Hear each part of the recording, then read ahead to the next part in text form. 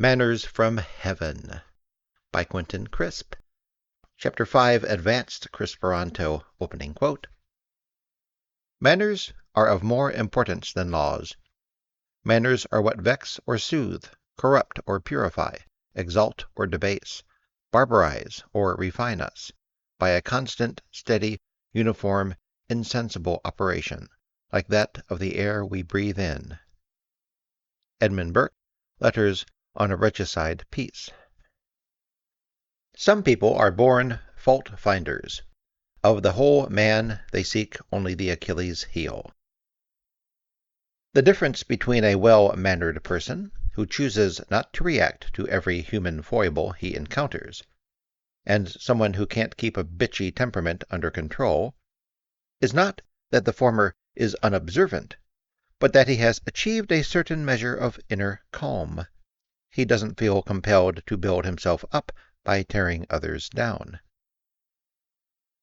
To be constantly on the lookout for real or imaginary slights by other people, or shortcomings in them, predisposes one to bad manners. Even if one resists commenting upon whatever flaws one spies in other people, one is not going to enjoy the company of people privately regarded as fools. A well-mannered person does indeed see the gaps of others. Anyone who makes a concerted effort to become conscious of the ramifications of his manners is bound to be conscious of all that goes on around him. But instead of making others feel bad by making reproving remarks, he directly avoids being victimized by their misbehavior. Such a maneuver falls under the heading of defensive manners. You see trouble coming, and you cross the street, as it were, so that you may continue on your way, whistling a happy tune. By contrast, a person with a bitchy streak is always on the prowl for sarcastic opportunities, his ego thriving on the discomfort of others. What makes the fault-finder so compulsive about observing defects in others is that he is striving to reduce everything and everybody to the same level of mediocrity that he accepts for himself. The well-mannered person ardently wants social relations to run smoothly. His actions and words are designed to bring out the best in people. But the perverse fault-finder doesn't want people to behave better than he does. Most of his words and actions are designed to bring out the worst in people, creating a maximum of confusion and misunderstanding. The basic measure of defensive manners is, weed your social garden. The world is full of people, and there is no reason to endure those who are more trouble than they are worth. Instead of surrounding yourself with tiresome people, be they bores or bores, keep the revolving door revolving. Nearly all of the people who write in to Miss Manners, in her syndicated column, do so because they wish to complain about someone's rude behavior and want advice on how to rebuke him. It's a waste of time. Don't try to change your guests' behavior. If they aren't up to scratch, don't ask them back. Life is too short to be spent in a constant struggle separating the good from the bad. There is barely enough time to separate the excellent from the merely good. Another general rule: cultivate as large a vocabulary as possible. The well-mannered person requires a great store of tactful expressions. We should upgrade our conversational skills in order to increase our choice of what to say, so that people will get our meaning without our having to insult them. Instead of being stuck with calling large people fat, we can now say they are imposing or Juno-esque. Instead of describing someone as skinny, we can say slim, slender, or sylph-like. This is a common practice on a rudimentary level, for most people maintain two sets of adjectives, an alkaline list for those present and an acidic list for those absentees. Those who are absent can be called greedy, those at the table have hearty appetites. Those absent are opinionated, those present know their own minds. Absentees are tyrannical, present company are born leaders, and so on. Euphemisms have a bad reputation among the young, the wild and the free, and others who delight in kneecapping people with their philosophical hammers, but to say indirectly what you mean so that your message is unmistakable but your delivery gives no offense, is one of the most subtle arts that the human mind can devise. Euphemisms are not, as many young people think, useless verbiage for that which can and should be said bluntly. They are like secret agents on a delicate mission. They must airily pass by a stinking mess with barely so much as a nod of the head, make their point of constructive criticism, and continue on in calm forbearance. Euphemisms are unpleasant truths wearing diplomatic cologne. We must not use our vocabularies, however, to make people uncomfortable, or simply to show that we have spent hours in studying a dictionary, or in my case, doing crossword puzzles. If I were to use the word avaricious, and I sensed that the person I was talking to was not familiar with the word, I might add greedy about money, as if I were simplifying my own thoughts, rather than explaining the word to him. Although one tries to address the world with as much intelligence and finesse as possible, one tries to eliminate any trace of condescension in one's speech. There are other preventative measures which can be employed to minimize the inconsideration of others. For example, it is prudent to inform guests beforehand of the hour at which you expect the party to end. I'm having a dinner on Sunday between 7 and 10 and would love to see you, so that straggling is discouraged. If anyone does linger and their loitering is not an agreeable prospect, then advance warning allows you to say around 10:15, "Oh, it's getting rather late. We must get together again sometime." The best way to head off misunderstandings with your guests is to be clear with them ahead of time. Call it mirth control if you like, but the good times of others should not add up to a bad time for the host. Another means of practicing defensive manners is to put the telephone to a rare good use, rather than issue written invitations for all but the most formal occasions. This allows one to monitor the latest developments in delicate personal situations. One frequently hears nowadays that invited guests fail to respond to party invitations, but nevertheless turn up at the last minute or fail to show at all. The use of the telephone is a preventative measure against the possible bad manners of others who apparently are unaware that by failing to respond to an RSVP, they are inconveniencing the hostess, who then doesn't know how many guests to plan for. The other advantage to a direct invitation by telephone is that it permits one to determine who will be accompanied by whom, if he or she will be accompanied at all. If you have one guest coming, whose presence may disconcert another, the telephone conversation allows one to clarify this, and if the discomfiture would be acute, other arrangements may be made. Another time, perhaps, when Mrs. Thatcher isn't coming.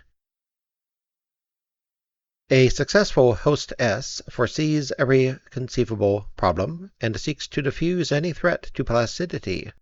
The perfect social gathering is one that, while gaily animated, generates no visible trace of drunkenness, rancor, illness, lechery, or imbecility. One does not invite rivals, let alone enemies, to the same social function and then hope for the best. Manners are not morals, and we cannot use social functions to express approval or disapproval for anyone's private life, nor to attempt to solve problems of society.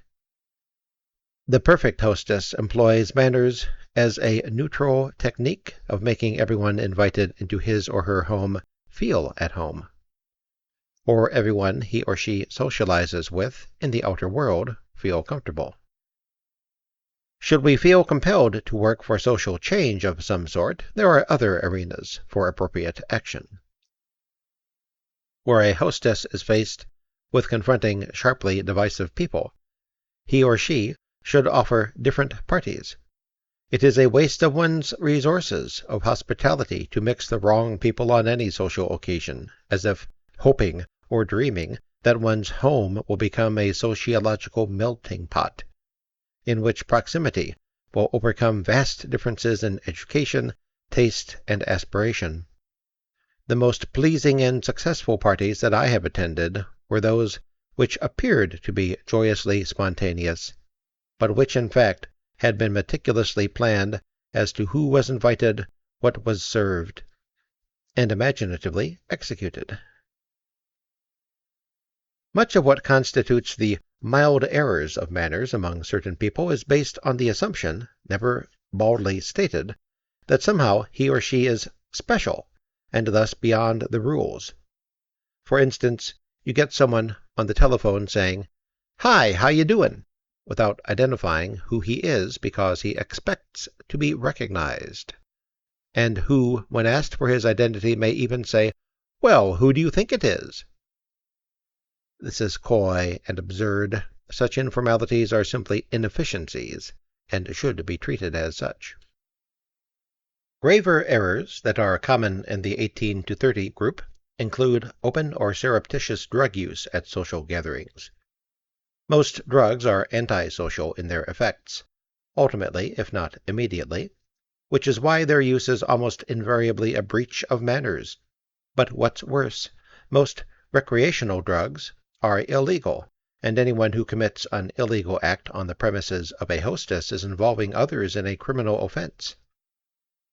Whatever defense a person may believe exists for the use of certain drugs, such as marijuana, a social gathering hosted by another is no occasion for breaking the law and flaunting it. Parties are not the place for advancing social reforms of any kind. If one is hell-bent on using illegal drugs, it is best to ingest them on one's own premises, and so not involve others. Since most people cannot tell the difference between natural and chemically induced stupidity, you are likely to pass yourself off as a dull but happy fellow.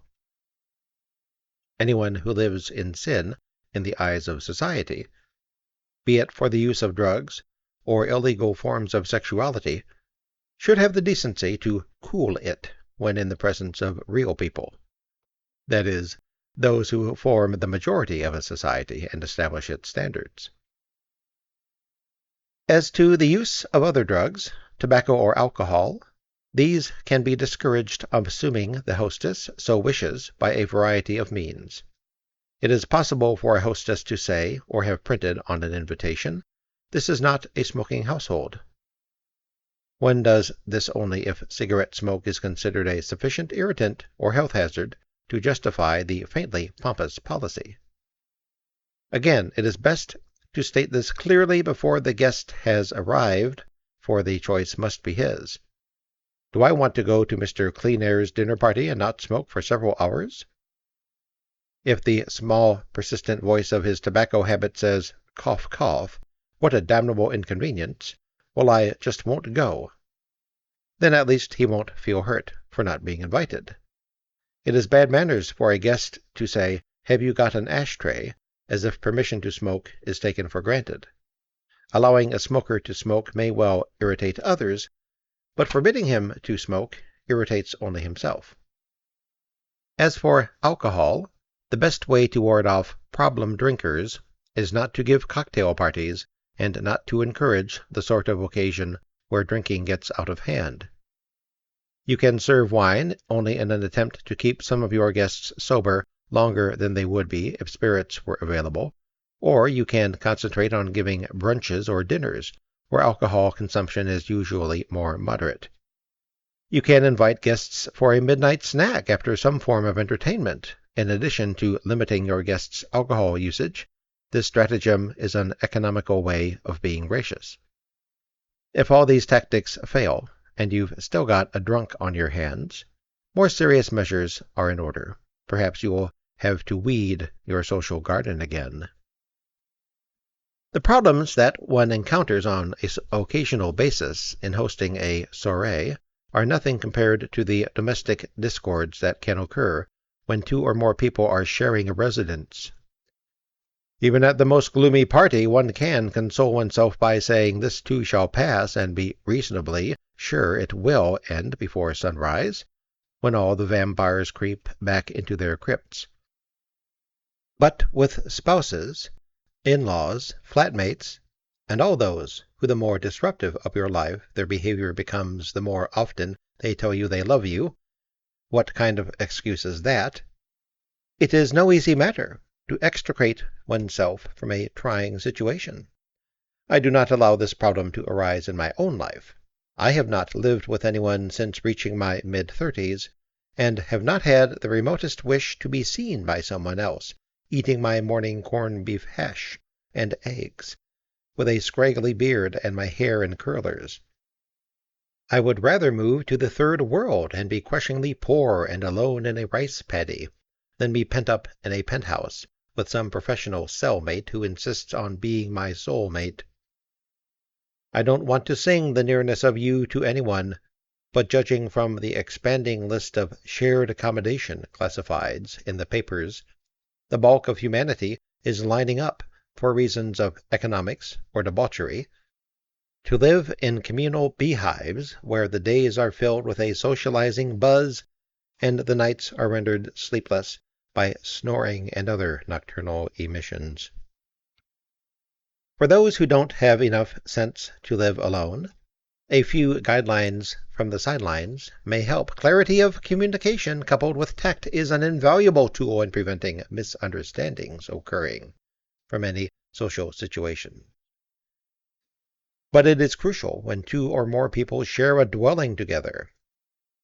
Flatmates can help preserve a sense of privacy and breathing space by informing one another on a regular basis what their schedule is likely to be, so that when one is staying in, the other may plan to go out. That way, their residence is used with maximum efficiency. Clear, consistent arrangements about the occasional sharing of food and supplies are also helpful. One tries, wherever possible, to reduce the everyday domestic details to a dependable formula, considerate to all, agreed upon by all, and requiring little further discussion. This may seem elementary, but in my experience, which comes largely from observing the mistakes of others, many people find it difficult to share in the running of a peaceable kingdom. No sooner has one individual agreed, in apparently sound mind and good spirits, to perform a certain function for the well-being of the household, than he wants to change it. By the third week or so, he forgets the function altogether, and by the fourth he is complaining about being taken for granted. So you are back to square one again, trying to define who will do what and when. The younger your flatmates are, the sloppier they are likely to be. The older they are, the more eccentric and brittle they are likely to be. Without people, our lives may seem to be an arid waste, but with them, the desert suddenly becomes a minefield. The man or woman who is an amusing delight to meet once a month for a meal and a movie may turn out to be an irascible neurotic with a drinking problem upon moving in. Few people look their best in extreme close-up. Matters can get worse. If your flatmate brings home guests, you may well find that in addition to having less privacy, you also end up having less of everything else: food, liquor, soap, shampoo, anything that is not locked up. It is, of course, the responsibility of a housemate to give his guests a towel and face cloth so that they won't use yours, and to point out to them what shelves in the medicine cabinet hold your property, and so on. But if you get stuck sharing with someone of extreme casualness, and then even worse, hit with their guests, whose manners are non-existent, everything you own will be subject to erosion and petty larceny. Since you are presumably sharing a place for economic reasons, this slow, steady eroding of whatever you buy will be a constant irritation. For every glass of juice, every inch of toothpaste is a further pinch in your own tight budget. With reasonable people, remedial action is never far from hand, but what makes cohabitation so problematic is that most people are not reasonable. They are far more likely to see your faults than their own. This tendency is aggravated if, by further mischance, the place you are sharing belongs to them. If two people take an apartment together, they may later decide that they are not getting on and bring the arrangement to an end. But at least they will be obliged to treat one another as equals, and they are likely to try to make their domestic arrangement work. If the place you are sharing, however, is the property of the other person, you are likely to be regarded, in stressful moments, as an interloper with minimal rights, and are likely to be treated arbitrarily in any disagreement. In the early stages of sharing accommodation, you can try to solve your problems through discussion.